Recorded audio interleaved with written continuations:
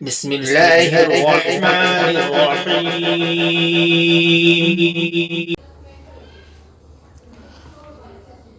جنات کیسے مختلف اشکال بدلتے ہیں؟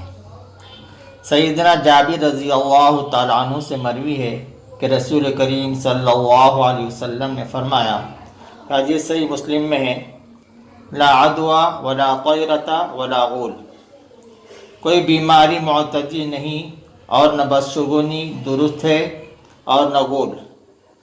غول جن کو کہتے ہیں، جیسے حدیث میں انہیں سحرۃ الجن، جادوگر جن کہا گیا ہے، جبکہ یہ بات مسلم ہے کہ جادوگر اللہ کے اذن سے شکلیں بدلنے پر قادر ہیں، اور بہت سارے صحابہ کے واقعات سے بھی یہ بات ملتی ہے کہ ان کے پاس شیطان جن شکل بدل کر آیا، انسان کے شکل میں آیا، کبھی بچے کی شکل میں آیا، کبھی چور کی شکل میں آیا۔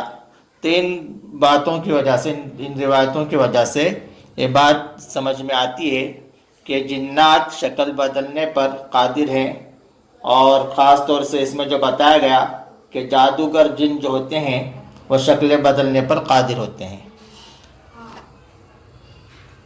دین کی بات پھیلانا صدقہ جاریہ ہے، ثواب کی نیت سے ویڈیو کو شیئر ضرور کیجیے۔ جزاک اللہ۔